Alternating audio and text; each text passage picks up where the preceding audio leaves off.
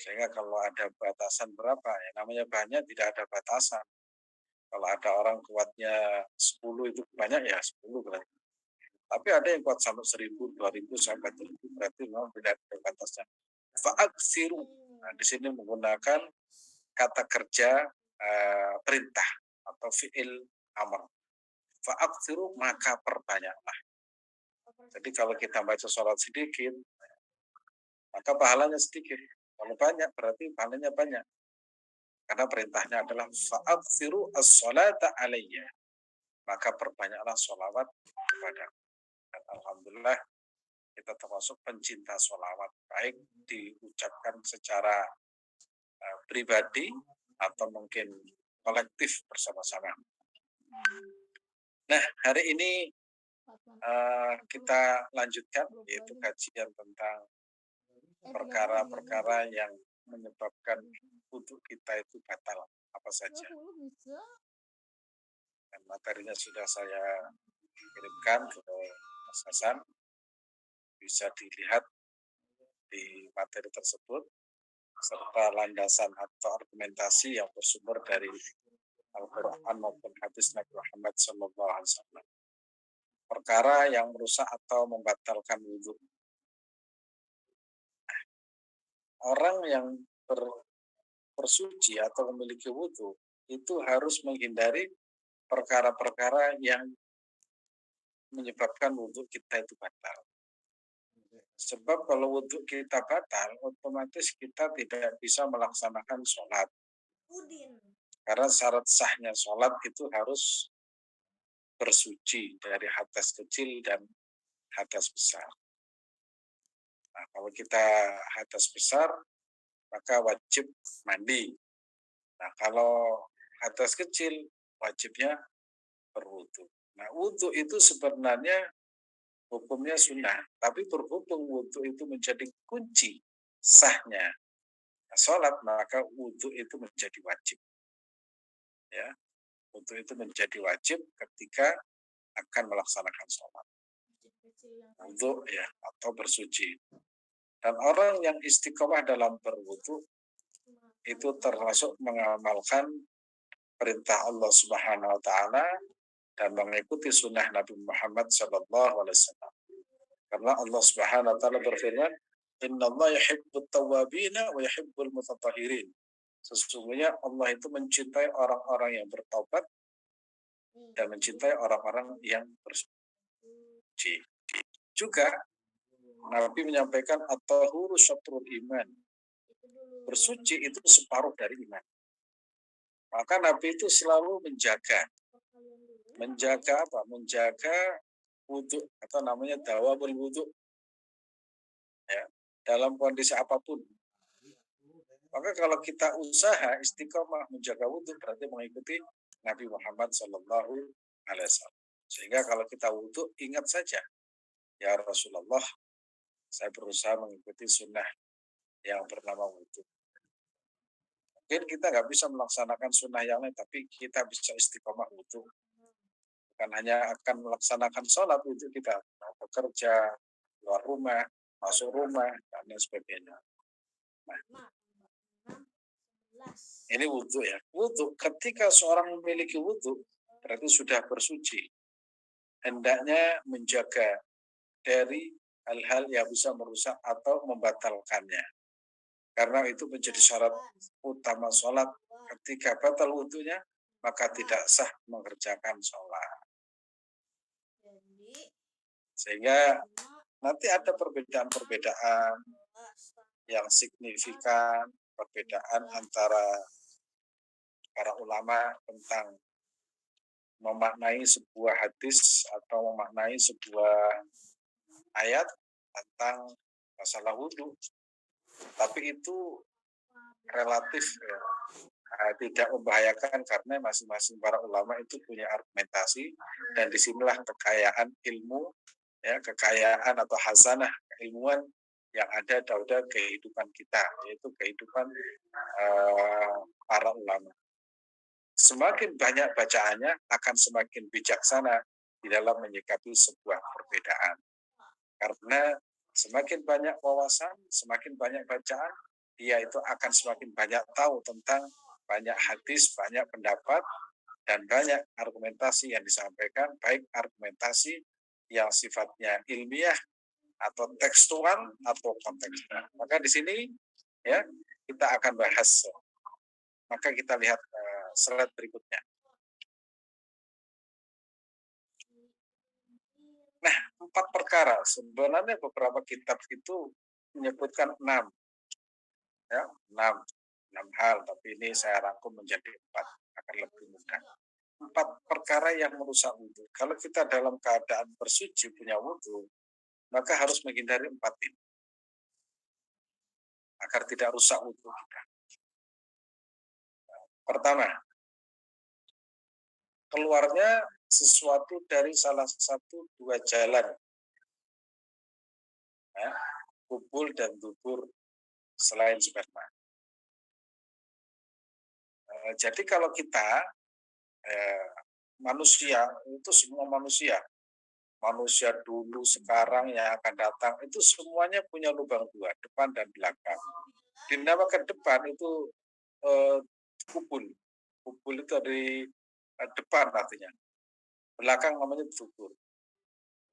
Nah, kalau dalam bahasa Arab, kubul itu kalau laki-laki disebut dengan dzakar, kalau perempuan itu disebut dengan farj. Nah, itu kedua-duanya, kalau keluar sesuatu dari keduanya, itu pasti batal wudhunya. Baik yang keluar itu cairan, atau yang keluar itu angin. Terus yang keluar itu emas, gimana? Mungkin ada orang kentutnya itu wangi misalkan, ya tetap saja batal. Ada orang kentutnya wangi, dicari orang misalkan, ditunggu kentutnya, tetap batal walaupun wangi. Karena di sini itu yang disebutkan itu yang keluar, tidak menyebutkan wangi. Misalkan kentutnya wangi, kemudian bisa, kalau ada orang kentut bisa menimbulkan pilek ya, ya tetap saja wudhunya batal. Pokoknya yang keluar dari keduanya, baik itu cairan atau angin, itu membatalkan wudhu. Kan bisa jadi orang itu mungkin ada kelainan, kalau sesuatu yang keluar dari belakang angin itu baunya seger atau wangi, atau bisa menyembuhkan orang sakit kepala misalnya. Yang jelas yang pilek itu nggak bau ya. Itu tetap saja orang yang mengeluarkan itu hukumnya batal wudhunya. Batal wudhunya. Maka wajib baginya itu untuk mengolah wudhu. Berarti yang keluar dari depan itu bisa, kalau laki-laki itu bisa namanya madi, ya, atau namanya itu madi. Ya. Sayyidina Ali bin Abi Thalib itu ternyata pernah mengaku bahwa dirinya, anak saya itu mada. Mada itu apa ya? Sering keluar cairan kalau sedang misalkan ada syahwat itu. Kemudian Ali bin Abi Thalib itu memerintahkan seorang sahabat namanya Mikdad. Ya Mikdad, wahai Mikdad, coba tanya kepada Rasulullah, apakah itu membatalkan wudhu? Nah, jadi Nabi sendiri, menantunya nggak berani bertanya kepada mertuanya, meniru orang lain. Jadi kalau ada menantu sungkan sama mertua itu juga terjadi, yaitu Sayyidina Ali bin Abi Thalib. Kemudian Rasulullah menjelaskan, iya, membatalkan. Berarti laki-laki misalkan keluar cairan putih itu membatalkan wudhu. Atau cairan yang kuning-kuningan itu namanya membatalkan wudhu. Di samping membatalkan wudhu, itu juga najis. Berarti ada 2, membatalkan dan najis. Berarti dibersihkan dulu, baru kemudian melaksanakan wudhu. Kecuali sperma. Nah, sperma itu tidak najis. Sehingga ada banyak ulama menjelaskan, nah, kalau najis berarti manusia juga najis. Karena bahan manusia adalah sperma. Kalau misalkan sperma itu najis, berarti kita kalau mengucap orang itu najis. Nah, disitulah para ulama mengatakan bahwa sperma itu tidak najis. dan tidak membatalkan wudhu. Itu pengecualian. Yang kedua, hilangnya akal karena sakit atau mabuk. Hilang akal. Baik itu karena sakit, misalkan pingsan, atau karena mabuk, pemabuk lah. Ya, tapi bukan pemabuk pemabuk itu bisa maknanya pertama ya naik kendaraan, kemudian mabuk, itu juga mabuk. Nah, kalau naik kendaraan mabuk itu perlu namanya antimo ya, antimo, obat anti mabuk di laut dan di udara. Nah, mabuk yang dimaksud di sini adalah bisa jadi minum-minuman keras, bisa jadi memang perjalanan. Jadi sakit atau pingsan itu menyebabkan wudhu kita batal dan juga mabuk. Ya, mabuk. Maka hendaknya kita itu berwudhu kembali kalau akan melaksanakan sholat. Terus yang ketiga, bersentuhan kulit seorang laki-laki dan seorang perempuan yang sama-sama telah tumbuh besar atau yang disebut dengan balik. Nah, dengan catatan bukan muhrimnya, ya, dengan tanpa penghal. Nah, ini saya terangkan. Misalkan Mas Hasan menyentuh seorang laki-laki yang bukan muhrimnya, tapi menggunakan sarung tangan. Nah, itu tidak batal, tapi dosa karena orang lain. Misalkan bisa jadi terjadi ya, nonton sepak bola, punya wudhu, belum sholat isya, habis melihat pertandingan, akan biasa kalau di Eropa itu, tiba-tiba di sampingnya itu ada perempuan, begitu gol itu langsung dipeluk. Tapi dia itu memakai baju lengkap tanpa bersentuhan kulit, maka wudhunya tidak batal. Ya, karena batal dan dosa itu dua hal yang berbeda. Nah, misalkan berpelukan tapi tidak bersentuhan kulit, itu tidak batalkan. Ya. Kalau kemudian tidak bersentuhan tapi syahwat, kemudian keluar cairan, itu batal karena yang menyebabkan keluar cairannya itu. Jadi ini fikih itu ya pelajarannya seperti ini. Kemudian bersentuhan dengan istri. Nah, ini nanti ada perbedaan pendapat ya Pak. Bersentuhan dengan istri itu membatalkan wudhu apa tidak? Madhab Syafi'i berargumentasi membatalkan wudhu. Kenapa? Karena sesungguhnya istri itu adalah orang lain. Makanya boleh dinikahi. Nah, karena kalau ada hubungan darah, mahram itu tidak boleh dinikahi. Saya dengan ibu saya, dengan kakak saya, mbak saya, adik saya nggak boleh nikah. Tapi begitu dengan orang lain bisa menikah. Karena itu orang lain. Nah, begitu menikah, itu kan menjadi pasangan. Sehingga dengan orang lain itu, karena itu adalah wanita namanya ajnabiyah, sehingga sampai dalam urusan sholat itu statusnya itu kalau bersentuhan itu tetap batal. Batal. Karena di dalam kitab Al-Muwatta itu ada sebuah keterangan kalau bersentuhan dengan pasangan, nah itu falyatawaddo, maka hendaknya berwudhu kembali.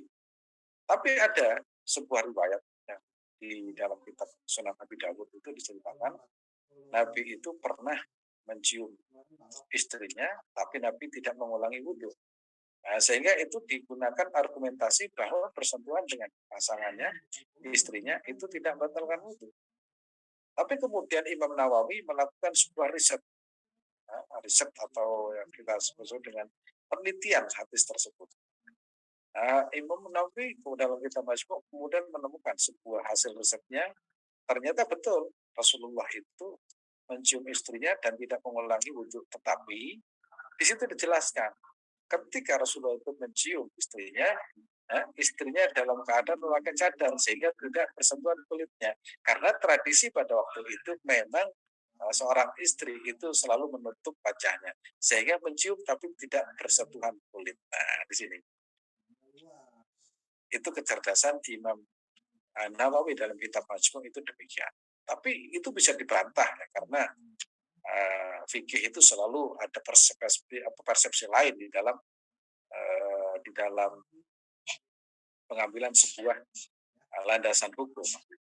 Mau tidak mau kita akan berbeda, dan perbedaan itu terjadi sejak dulu, sekarang, dan yang akan datang. Dan kita tidak bisa memaksa orang lain untuk sama dengan kita atau kita mengikuti mereka. Yang jelas seseorang ulama yang sudah mampu berijtihad dengan kategori mereka itu menghafal sekian ratus ribu hadis, ya, mereka itu hafal Quran, menguasai usul fikih dan sebagainya, itu mereka itu bisa mengambil sebuah ijtihad. Nah, ijtihad itu kalau benar dapat pahala 2, kalau salah itu mendapat pahala 1. Tapi kedua-duanya itu bisa dipertanggungjawabkan. Oleh karena itu kalau masalah fikih persentuhan kulit itu pasti akan banyak pendapat antara satu dengan yang lain, dan itu memperkaya kita. Sehingga kalau kita suatu saat pergi haji atau umroh, pasti itu akan berpikir punya pandangan lain di dalam masalah fikih, khususnya masalah yang terkait dengan persentuhan kulit. Karena di sini adalah bersentuhan kulit. Kalau berpelukan, nggak apa-apa kalau tidak bersentuhan kulit. Nah, kalau istrinya itu dipeluk erat, kemudian saya nggak apa-apa, tidak batalkan. Nah, tapi kalau walaupun hanya sering, ya itu tetap batal. Tapi ada juga yang berpendapat, makna bersentuhan itu apa? Nah, kalau tidak sengaja disentuh, nah, dia mengatakan, kalau tidak sentuh namanya tersentuh. Nah, kalau tersentuh itu tidak batal. Maka di sini banyak varian, bukan varian COVID ya, varian pendapat tentang masalah persentuhan ini. Ada yang memaknai persentuhan itu bukan bersentuhan, tapi kumpul atau jima. Nah, disitulah kekayaan kita kalau mau belajar. Ternyata di sana banyak argumentasi sehingga kita menjadi orang yang bijaksana. Karena mau tidak mau nanti kalau kita ke Afrika, ya kita ke Eropa, kita ke India, itu akan menemukan sesuatu yang berbeda. Sehingga dengan berbeda itu ternyata begitu luas ilmu Allah Subhanahu wa Ta'ala.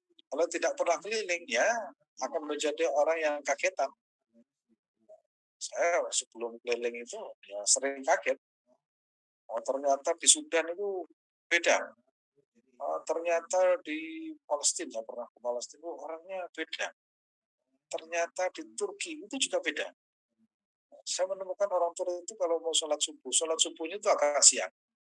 Oh, ternyata mereka itu mengambil salah satu hadis Nabi, yaitu sholat subuh itu mengambil yang paling akhir. Sampai dalam berbusana itu terjadi sebuah perbedaan. Ada seorang sahabat Jabir bin Abdullah, itu pernah melaksanakan sholat itu hanya menggunakan kayak sarung, tidak pakai baju, ya, tidak pakai baju, kemudian hanya di lehernya sampai di lututnya, bawah lutut itu. Kemudian para tabiin itu terheran-heran dan menegur, ya, termasuk Jabir, sahabat yang usianya panjang, ditegur, kenapa engkau melakukan seperti itu? Kemudian Jabir itu nangis. Saya itu pernah menyaksikan Rasulullah itu sholat seperti ini. Ternyata tujuannya satu, menjaga eksistensi ilmu, yaitu aurat itu ada yang maksimal, ada yang minimal. Sebab kalau setiap hari, setiap saat selalu menggunakan baju yang maksimal, maka orang awam akan menyangka bahwa sahnya sholat itu harus pakai baju yang maksimal. Akhirnya terjadi di masyarakat, ada pakaian yang namanya itu adna, yang paling rendah, ya minimal. Kita melihat kalau di tengah-tengah masyarakat ada petani di sawah itu sholatnya pakai apa? pakai satu sarung. Saya juga pernah dulu itu di sawah, sebelum belajar di Mekah itu, kalau di sawah itu malam hari itu sholatnya itu karena bajunya kotor, ya, celananya kotor, sarung satu cukup, yaitu sarung di atas pusar sampai dua lutut sudah selesai. Karena itu namanya aturan. Karena sahabat Jabir bin Abdullah pernah mencontohkan dan beliau mengatakan, aku pernah menyaksikan Rasulullah itu sholat begitu. Nah, barokah dari Rasulullah SAW melakukan itu dan sahabat Jabir bin Abdullah melakukan itu, maka banyak yang kita temukan pegawai Indomaret, Alfamaret, ya, supir angkot, sholat pakai celana jin, kemudian pakai celana celana kaos oblong, itu akhirnya tidak masalah. Berarti Islam itu tidak memperberat. Oh, kalau sholat itu harus pakai jubah, harus pakai itu kan memperberat. Karena Islam itu bukan hanya untuk orang-orang berilmu saja. Islam itu juga dimiliki oleh petani, diikuti oleh nelayan, diikuti orang yang tinggal di pinggir hutan, ya, diikuti juga orang yang jual cilok, ya, jual semuanya. Sehingga Islam itu untuk semuanya. Nah, di sini Islam itu ramah untuk semuanya dan kita itu akhirnya kaya dengan ilmu. Nah, ini perbedaan ya. Kemudian menyentuh kelamin atau lubang dubur manusia dengan menggunakan bagian dalam telapak tangan atau bagian dalam jari.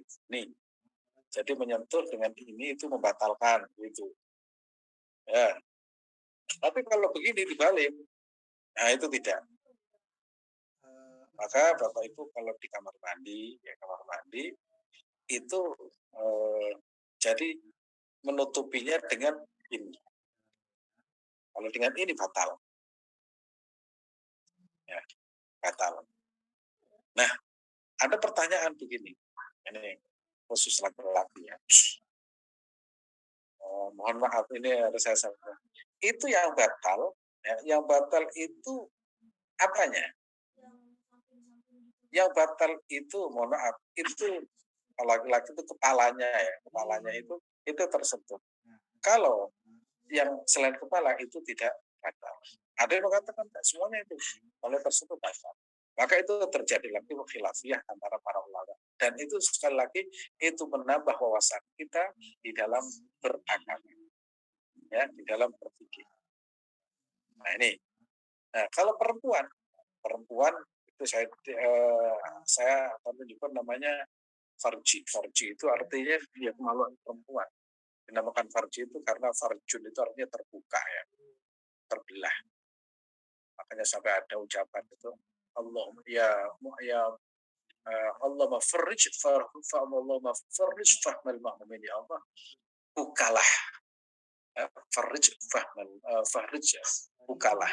Ada kitab namanya Abwabul Farj, artinya itu terbuka. Nah, di situ dijelaskan kalau tangan menyentuh dengan tangan ini itu membatalkan wudhu. Kalau dengan belakang itu tidak membatalkan wudhu. Nah, pertanyaan begini, itu kemaluannya sendiri atau orang lain? Kemaluannya sendiri juga orang lain. Misalkan anaknya atau orang tuanya merawat orang tua. Nah, itu kalau tidak batal yang menggunakan alas ini. Di kebidanan itu dirawat itu kan pakai alas, itu tidak membatalkan, ya, tidak membatalkan wudhu. Jadi sekali lagi menyentuh kelamin itu dengan tangan, baik kelaminnya sendiri atau orang lain, itu membatalkan wudhu. Dan tidak saya sebutkan di sini ada lagi tidur. Nah, tidur itu juga membatalkan dengan catatan tidurnya itu ya, tidak dalam kondisi duduk, tetapi tidurnya itu dalam kondisi bersandar atau ya tertidur. Ya, tertidur itu yang dikatakan membatalkan wudhu. Nah, kalau tidur bersila kemudian walaupun 1 jam itu tidak dikatakan membatalkan wudhu. Dan ini biasanya terjadi pada kaum pria yang sedang melaksanakan sholat Jumat. Nah, saya temukan memang ya, itu kalau di kantor nggak bisa tidur, begitu sampai di masjid duduk itu langsung berangkat bermimpi. Begitu bangun langsung Allahu Akbar, asyhadu an la ilaha illallah. Oh, sudah. Ayat itu kalau sering saya khutbah itu saya lihat itu baris pertama, kedua itu banyak yang tidur. Ya karena memang asik dan nyaman. Di kantor kalau bisa tidur, begitu langsung di tempat masjid di sop pertama kedua itu langsung nyenyak tidurnya. Seolah-olah masjid itu tempat tidur. Nah itu fakta nggak bisa dibantah. Nah, para ulama kemudian jelaskan tidur yang seperti itu tidak membatalkan. Seandainya ada fatwa tidur seperti itu batalkan wudhu, itu kalau masjidnya itu 100 kemudian yang tertidur itu jumlahnya 50. Wah, itu Jumatnya bakalan ketinggalan semua. Antri. Nah, ini khasanah keilmuan yang kita miliki dan semua itu landasannya ada. Maka di bawah ini adalah landasan-landasan atau argumentasi yang baik yang bersumber dari hadis Nabi Muhammad atau dari Al-Quran. Kita lihat.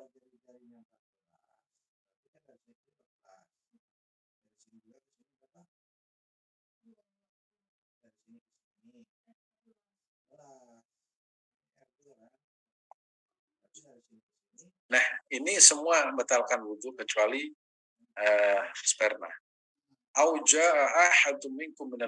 Atau salah satu dari kalian telah datang dari kamar mandi buang kotoran. Wa'id itu artinya itu kotoran. Wa'id. Makanya nanti kalau punya anak jangan siapa nama anak. Oh ini saya ngambil dari Al-Quran. Wa'id. Oh, itu kotoran ya. Kadang orang itu kan nggak tahu. Pokoknya Arab. Padahal Arab itu artinya apa? Kalau nggak tahu itu namanya wa'id itu adalah kotoran. Buang kotoran. Minal ini dari buang kotoran. Apapun yang keluar dari lubang depan atau kupul atau lubang belakang tubuh, baik berupa air, kencing atau kotoran, barang yang suci ataupun najis, kering atau basah, itu semua dapat membatalkan wudhu. Sedangkan bila yang keluar adalah asmin, maka tidak membatalkan wudhu. Hanya saja yang bersangkutan wajib melakukan mandinya. Nah, ada pertanyaan yang menarik. Pertanyaan yang menarik ini tentang kopi luwak. Kopi luwak. Ini saya pernah diskusi dengan almarhum Mustafa Yakub. Gimana hukumnya kopi luwak? Najis ya atau haram? Nah, akhirnya muncul sebuah riset tentang kopi luwak.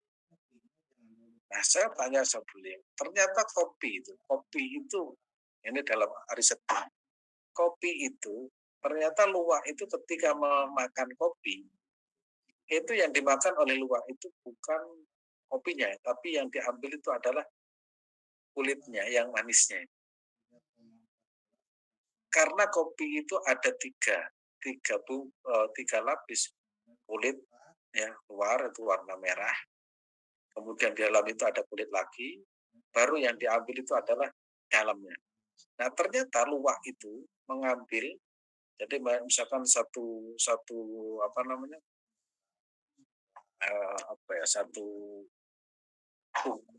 kalau bahasa Jawa itu genggam itu isinya itu ada, itu setelah dimakan oleh luwak itu kan yang diambil itu manisnya. Begitu selesai manisnya itu nggak dikeluarkan lewat mulut tapi dikeluarkan baru kemudian beberapa saat kemudian pagi itu keluar. Nah begitu dikeluarkan itu kan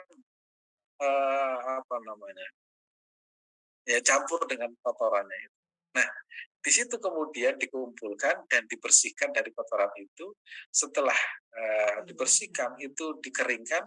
Setelah dikeringkan itu baru yang diambil dalamnya. Berarti kulit arinya itu keluar, sehingga para ulama mengatakan kopi luwak itu tetap halal dan tidak najis. Nah ini kalau kaitannya dengan kopi luwak, sehingga Jangan khawatir makan kopi luwak itu ada sertifikat halalnya. Tapi kalau misalkan manusia makan kopi semua keluar dari manusia, saya nggak tahu. Itu kalau manusia itu kan dikermus ya, sehingga nanti terkena najis. Nih, kita lanjut.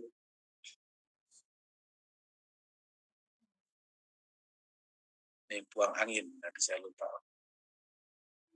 Itu batalkan wudhu. An Abi Hurairah radhiyallahu anhu qala Rasulullah sallallahu alaihi wasallam la yaqulullah salata ahadikum idza ahdatha hatta yatawadda'a. Faqala rajulun min ahli Hadramaut mal hadits ya Abu Hurairah. Qala fusa'un aw darrab. Dari Abi Hurairah radhiyallahu anhu qala, dia berkata telah bersabda Rasulullah sallallahu alaihi wasallam, la yaqbalu, tidak akan menerima. Siapa yang tidak menerima Allah Subhanahu wa taala salat ahadikum, salat kalian semua ketika idza ahdatha hatta yatawadda, ketika datang hadas atau kentut, faqala rajulun. Apa itu hadas? Laki-laki ini dari Hadramaut, dari Yaman. Rajul. Man rajul min ahli Hadramaut. Man hadatsu ya. Hadas itu apa sih ya Bu Rero? Qala fusaun atau fusaun atau dzurrat. Apa itu fusaun itu? Yaitu kentut ya yang tidak sembuh, tidak ada bunyinya dan kentut yang bersuara. Ini memperkaya bahasa kita. Fusaun. Nanti kalau punya anak jangan dikasih nama fusa. Fusa itu kentut yang tidak ada suaranya. Siapa namanya fusa? Keren ini namanya fusa. What the meaning fusa? Apa mana fusa? Ternyata kentut yang tidak ada suaranya namanya fusaun. Kayak perlu pinter bahasa Arab itu seperti itu agar kita ngerti. Kalau dorot itu kentut yang bersuara. Baik suara itu suara halus atau suara kasar, knalpot. Nah, itu kalau dorot itu kentut yang bersuara. Jangan sampai kemudian kamu kentut tapi nggak bersuara, berarti nggak usah, nggak batal, tetap batal. Hanya walaupun bahasanya itu tetap batal. Juga nggak boleh misalkan begini, saya wudhu misalkan 10 kali atau 5 kali. Kemudian saya berpergian, kentut 1 kali. Wah, berarti tinggal 4. Itu nggak boleh, tetap ya. Walaupun wudhu 10 kali ya, itu tetap kalau kentut itu batal semua. Jadi jangan sampai kemudian mengambil sebuah istihad yang tidak mendasar atau tidak. Pokoknya setiap kentut berarti otomatis wudhu kita itu batal. Jadi sekali lagi keluar angin, baik itu bersuara atau tidak bersuara, baik suara halus atau kasar, ya keras, itu membatalkan wudhu. Lanjut. Hilangnya akal karena tidur.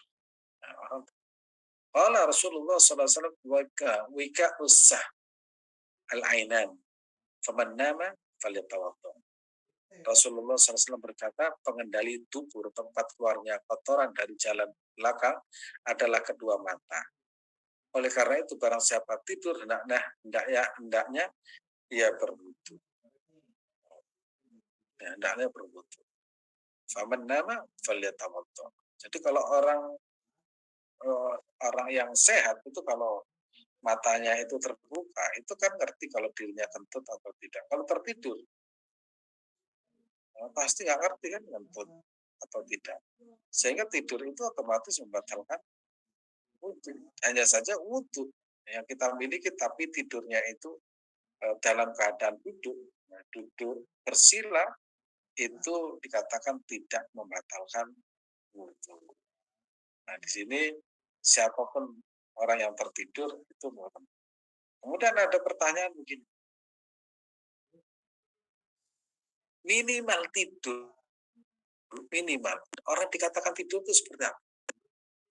Kan ada orang ngantuk itu gini, misalkan suara dengar, tapi dia itu masih ini, apa namanya, kepala itu kadang begini. Itu dikatakan tidur apa enggak? Dikatakan tidur apa enggak? Ada orang ngantuk tapi nggak tidur. Ada suara dengar, ada orang cerita, tapi mata itu terpejam karena kelelahan. Nah, kalau ada pertanyaan seperti itu, yang dikatakan tidur, walaupun sekejap, kalau sudah hilang akalnya itu dikatakan tidur. Misalkan tertidur 1 menit, ditanya, ini dari mana? Berarti saya tertidur, itu berarti katakan tidur. Nah, ada orang yang kelihatannya tidur, tapi ingat semuanya. Ya karena kelelahan itu belum dikatakan tidur. Nah, itu harus membedakan seperti itu. Tapi daripada ragu-ragu, pokoknya kalau sudah ngantuk, ya tertidur walaupun sekejap, itu hendaknya kita bersuci agar kita keluar dari namanya was-was. Tapi saya menyampaikan di sini, ya durasi tidur walaupun sekejap, kalau sudah hilang, tidak ingat sesuatu, itu berarti namanya tidur. Kalau tidurnya seperti tidur ayam, itu dengar orang berbicara cerita, itu kan ada orang kayak pura-pura tidur ya kan, tapi ada orang cerita itu direkam semua, itu namanya tidak tidur, itu pura-pura tidur. Kalau misalkan hanya apa namanya, sendawa, angop ya, pokoknya masih ingat, itu tidak dikatakan tidur. Nah, sekali lagi, yang dikatakan tidur walaupun sekejap tapi hilang akalnya, itu namanya tidur. Nah, tidur dalam keadaan duduk bersila walaupun 1 jam itu tidak membatalkan wudhu. Tapi tidur hanya 1 menit, nah, kemudian akalnya hilang, itu dikatakan tidur. Nah, lanjut. Nah, persentuhan kulit antara pria dan wanita tanpa penghalang. Sehingga nanti kalau misalkan madzhab Syafi'i itu kan persentuhan suami istri itu kan batal. Jadi kalau menyentuh suami istri itu ya pakai masker, dicium pakai masker. Nah, Nabi kan pernah mencium istrinya. Ya itu menurut penelitian Imam Nawawi itu, waktu itu istri Rasulullah itu pakai cadar, walaupun apa namanya, dicium berkali-kali kan tidak bersentuhan kulitnya. Sama sekarang itu, ingin menyentuh istrinya pakai masker, dicium nggak apa-apa. Tapi ada juga yang berpendapat pada waktu itu Nabi itu bersentuhan dan tidak berwudu kembali, dan itu diartikan secara tekstual, berarti bersentuhan itu tidak batal. Wallahu alam, tapi itu perbedaan yang terjadi. Kalau saya sendiri lebih pada hati-hati, ya lebih hati-hati karena adanya teks tentang batalnya seorang laki-laki dan perempuan, suami istri itu bersentuhan, disuruh berwudu kembali, maka kita mengamalkan, insya Allah dapat pahala. Toh wudhu itu juga murah kalau di Indonesia. Wudhu itu murah. Dan air juga tidak beli. Toh kalau kita sering-sering wudhu itu juga wajah kita menjadi glowing. Bahkan penelitian tentang masalah wudhu, kalau kita sering bersuci, ya, wajah kita itu bersih, dan insya Allah itu namanya peremajaan kulit. Jadi orang yang wajahnya itu auranya bagus itu karena menjaga wudhu. Apalagi airnya itu air zam-zam, tambah glowingnya itu sampai puluhan meter, ya, air zam-zam. Pokoknya air yang semakin berkualitas airnya itu akan menjadikan kulit kita itu semakin sehat dan bersih, ya, dan insya Allah itu akan dijaga oleh Allah dan tidak akan tersentuh oleh api neraka kelak. Lanjut.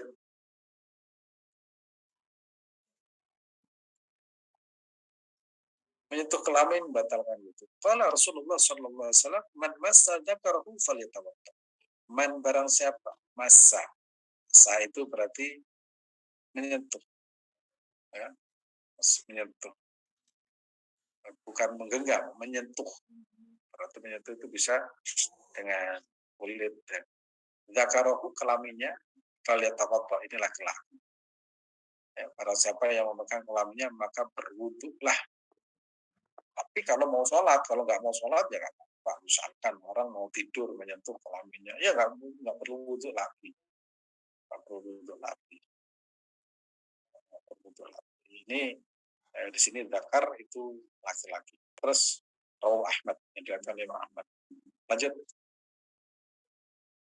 Ya. An Ummi Habibah, berarti perempuan. Man, an Ummi Habibah, man massa farjahu falyatawadda. Barang siapa yang menyentuh kelaminnya, hendaklah berwudu. Barang siapa saja ini laki-laki atau perempuan. Perempuan dengan perempuan, laki-laki dan perempuan itu tetap membatalkan wudu. Dan sini farju itu adalah kelamin perempuan. Rawahu Ibnu Majah. Maka kita sudah mengerti makna dari apa yang harus kita hindari, yaitu beberapa hal yang membuat wudu kita rusak. Kalau sudah rusak, berarti tidak sah melaksanakan salat. Ini bersumber dari Ummi Habibah, barang siapa yang memegang farjinya maka hendaklah berwudu. Artinya, kalau pernah menyentuh farjinya, kemudian dia itu sholat, maka sholatnya tidak sah karena batal. Terima kasih. Saya kembalikan kepada pemandu acara. Terima kasih. Terima kasih Ustaz, barakallah ya. Menyimak Ustaz, Bapak Ibu yang masih menyimak boleh disadarkan dulu apakah masih berada di kamera sana atau sebagian sudah sedikit-sedikit menghilang. Silakan boleh disadarkan dulu. Wudhu dulu ya. Yang tadi sempat menghilang, wudhu dulu. Ada ya? Alhamdulillah. Baik, Bapak Ibu, ini kalau kita berbicara tentang fikih, rasanya tidak ada habisnya ya. Itulah kita kenapa perlu terus belajar, yang lupa terus diingatkan gitu ya, melalui kajian-kajian. Terutama kalau fikih tentang sholat, tentang wudhu, ini selalu muncul-muncul hal-hal yang baru. Itulah kenapa ada fikih kontemporer ya. Nah, mungkin pertanyaan-pertanyaan yang dulu tidak pernah muncul, sekarang banyak sekali pertanyaan yang muncul. Baik, ini juga pertanyaannya sudah sangat banyak, Bapak Ibu. Tapi kita coba scroll ke atas ya. Ini, oke. Kita mulai ya. Dari pertanyaan Ibu Widya atau Ibu Widya, ini sorry, sedikit terpotong. Assalamualaikum Ustaz, jika suami istri bersentuhan, bisa batalin wudhu, bagaimana jika gandengan selama tawaf saat umrah haji? Nah, ini suami istri gandengan terus nih Ustaz saat tawaf. Apakah membatalkan wudhu atau bagaimana hukumnya? Silakan Ustaz. Terima kasih. Nah, ini yang menarik ya, madhab Syafi'i itu menarik. Jadi madhab Syafi'i itu masalah aurat itu sebenarnya ketat. Kalau secara umum, ya secara umum, itu di luar waktu sholat atau di luar haji itu penuh dibuka, ditutup. Itu pendapat Imam Syafi'i. Kalau pendapatnya Imam Abu Hanifah itu terbuka. Sehingga kalau di Turki itu pengikut madhab Abu Hanifah itu perempuan banyak yang membuka wajahnya, tapi itu perbedaan para ulama.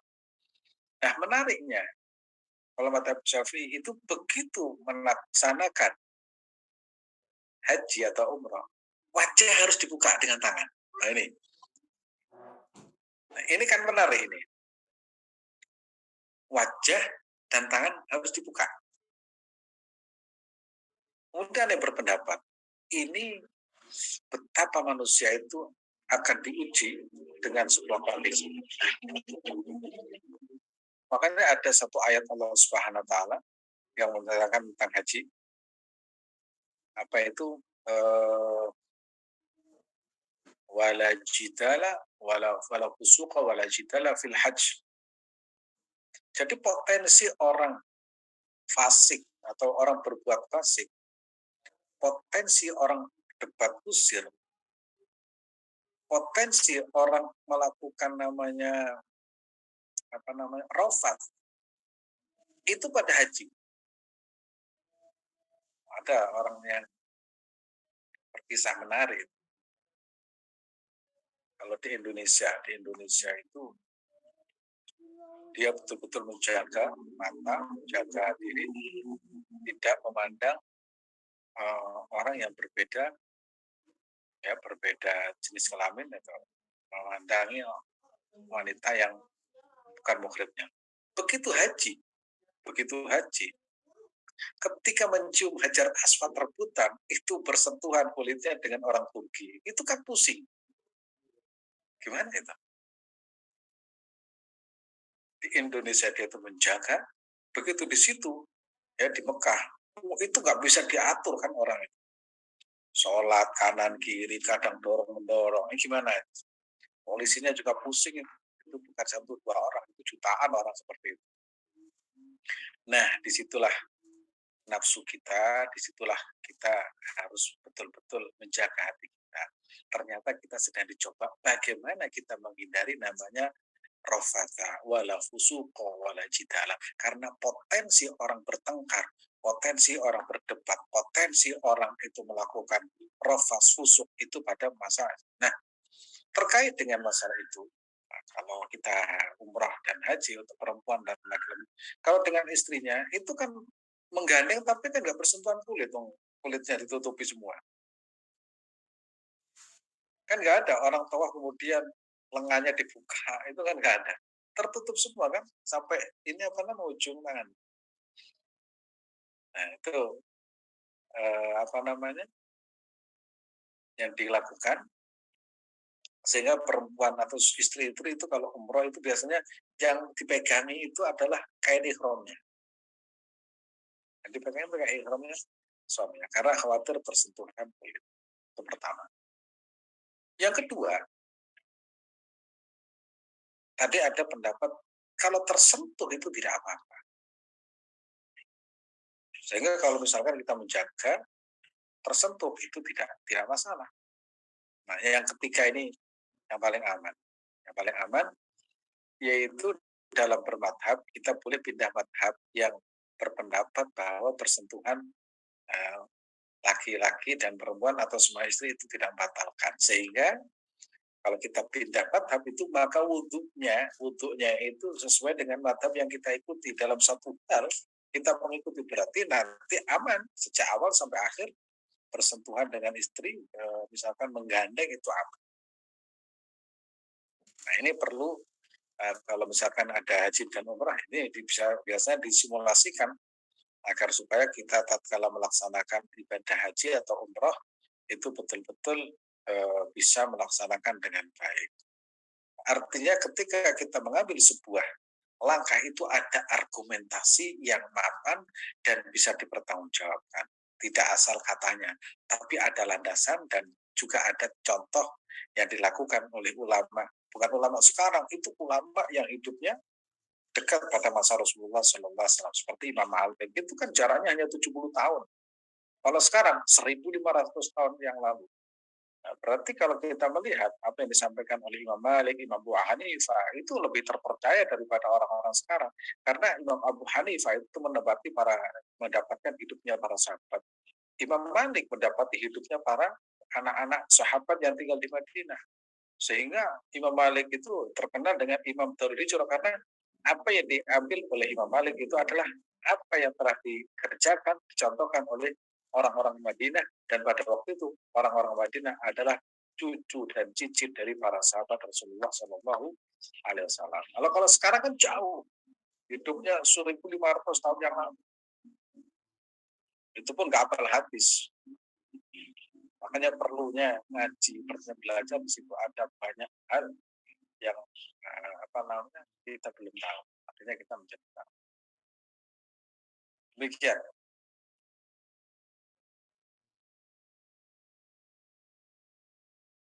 Oke, terima kasih Ustaz. Lengkap sekali ya Bapak Ibu. Jadi mau mengambil pendapat yang mana tadi 3 sudah dijelaskan.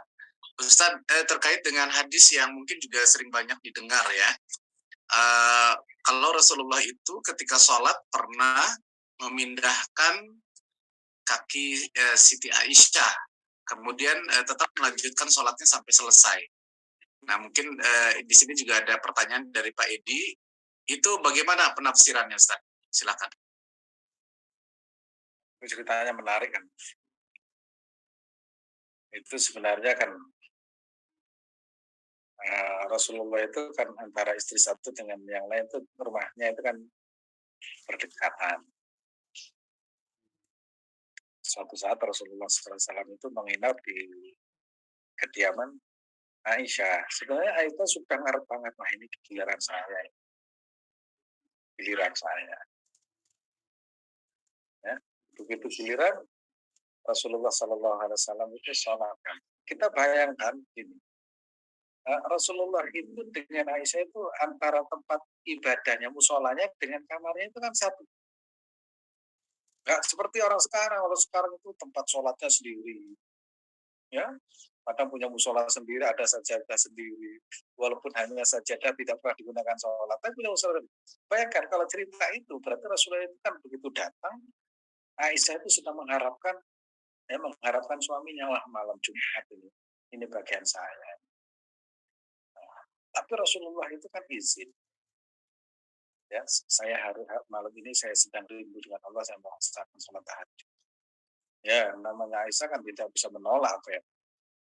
Nah, ternyata diizinkan, begitu diizinkan, nah, Aisyah itu menggoda. Godaannya seperti itu, tidur, ya, di sampingnya dengan kakinya itu diselonjorkan. Oh itu kalau Mas Hasan sholat seperti itu, itu nggak akan diteruskan sholatnya. Selesai sudah. Nah, sampai satu rakaat itu sudah selesai, itu buyar sholatnya. Kita ibadah yang lain saja.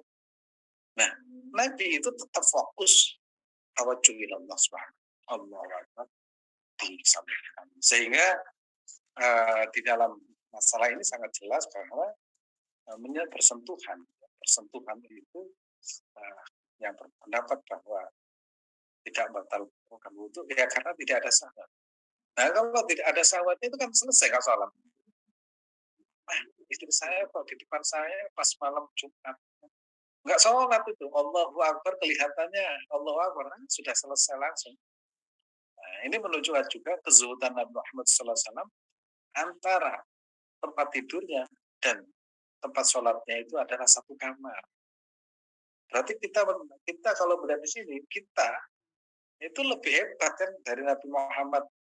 Maksudnya rumahnya ya, tempat sholat sendiri, ya, tempat wudhu sendiri, kemudian tempat tidur sendiri. Ya, kalau Rasulullah itu antara dapur tempat sholat itu jadi satu. Menunjukkan Nabi itu azhadun nas, orang yang paling zuhud.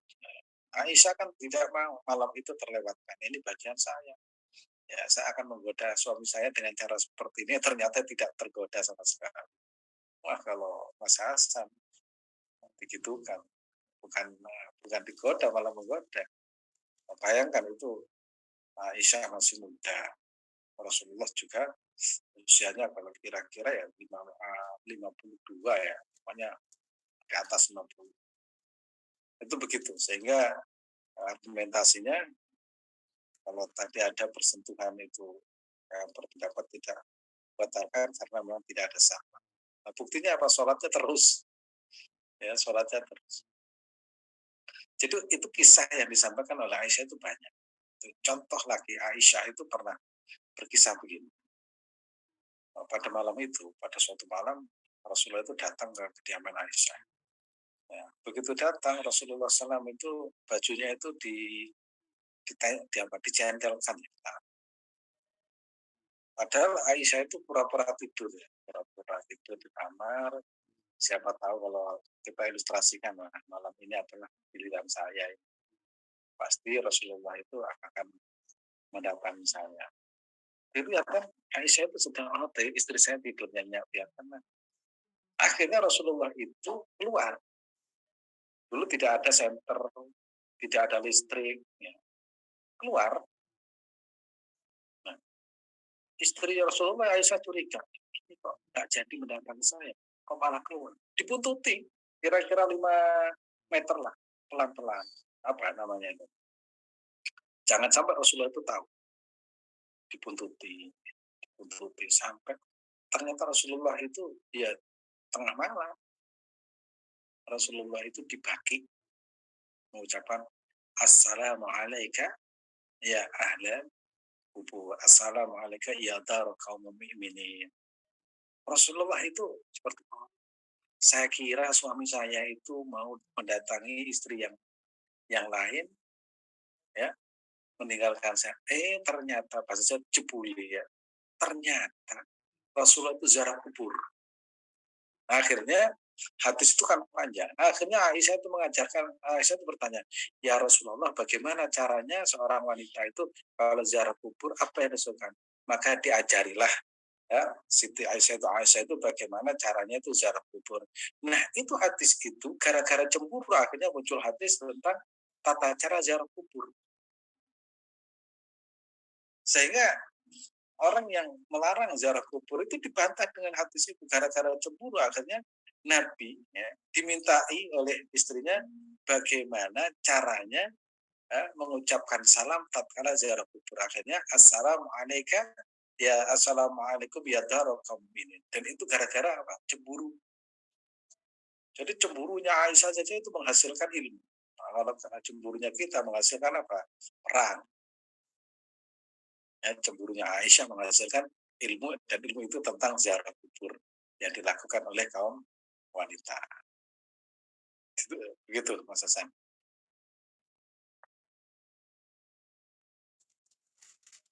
Ya, baik.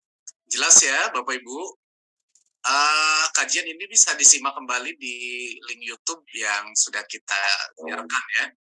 Oke, izin Ustadz bertanya kembali katanya, kalau menyentuh anak, kemaluan anak yang masih kecil, ini pertanyaan dari ibu-ibu pastinya ya. Sama, itu kemarin itu ada kemuliaan di sini itu tidak ada kecil, tidak ada yang besar, sama. Oke.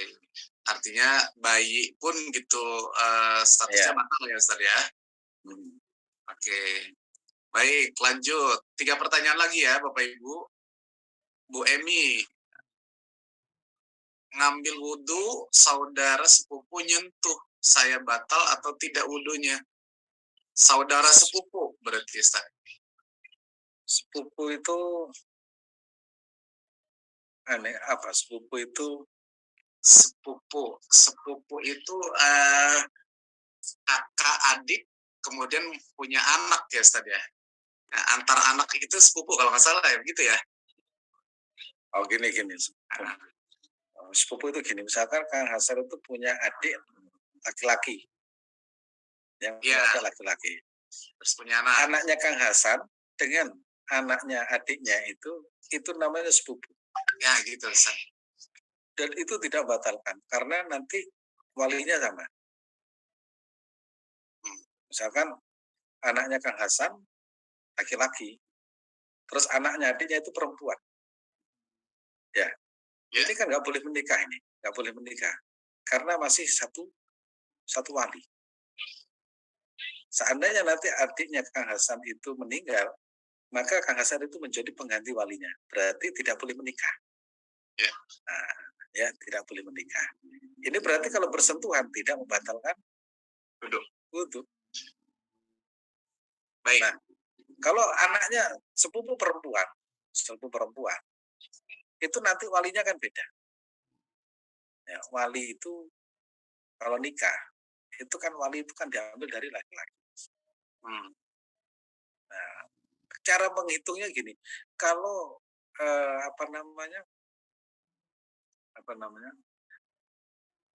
kalau itu boleh dinikahi, itu berarti membatalkan wudhu. Nah, misalkan Kang Hasan punya misalkan ada seorang laki perempuan punya adik perempuan, kedua-duanya menikah, ya kedua-duanya menikah. Ini nanti yang akan menjadi wali itu kan laki-laki ini. Berarti anaknya nanti ya, itu boleh menikah. Contoh misalkan apa, misalkan Ibu Ida ya, Ibu Ida Nur Aida itu punya adik perempuan punya adik Mhm. perempuan.